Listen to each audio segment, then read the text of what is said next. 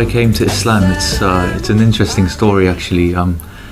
I travelled to Turkey with a group of my friends for a lads' holiday, a typical Western sort of lads thing to do. Go overseas for a cheap holiday and cheap alcohol and stuff like that. But subhanallah, when I got there, the first thing I heard was the adhan, and it really struck me, subhanallah.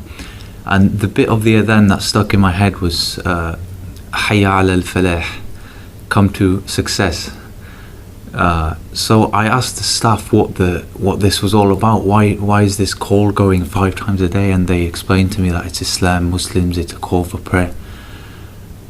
They weren't exactly the best example, but alhamdulillah, when I got back to Wales, I started to research about Islam, and eventually, after researching about the Quran and the science and the miracles, and listening mostly to Era and their argument for the existence of a creator, subhanAllah, it just convinced me, and that's when I decided to accept Islam and become Muslim, alhamdulillah. Subhanallah, before I actually took Shahada and accepted Islam, I was coming to the masjid during Ramadan, and I was fasting and praying Taraweeh, and just coming with the brothers here and spending time with them.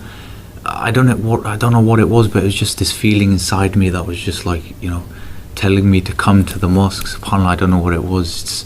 It's guidance from Allah, alhamdulillah. Soon after I accepted Islam, I actually made a move to Australia just for a change of lifestyle and experience. I learned Quran there, alhamdulillah. I learned how to pray, how to do everything there, alhamdulillah. So I've just recently come back, and actually whilst I was in Australia, I was married for a short time. It didn't work out, alhamdulillah, but there's a really amazing lesson I learned from the marriage, and a really amazing story that I'd like to share with you, inshallah. Just before I was going to get married, something really, subhanAllah, crazy happened.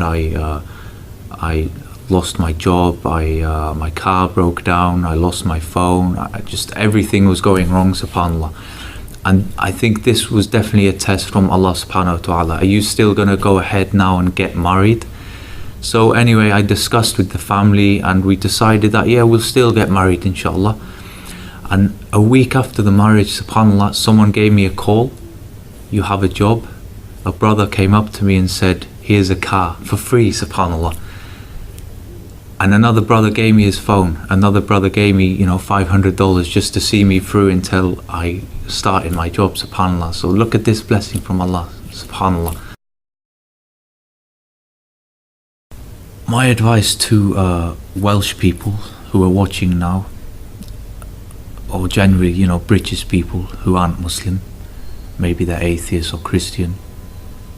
My advice is, don't believe what you see on the news, and don't believe what the Western governments are saying about Islam either.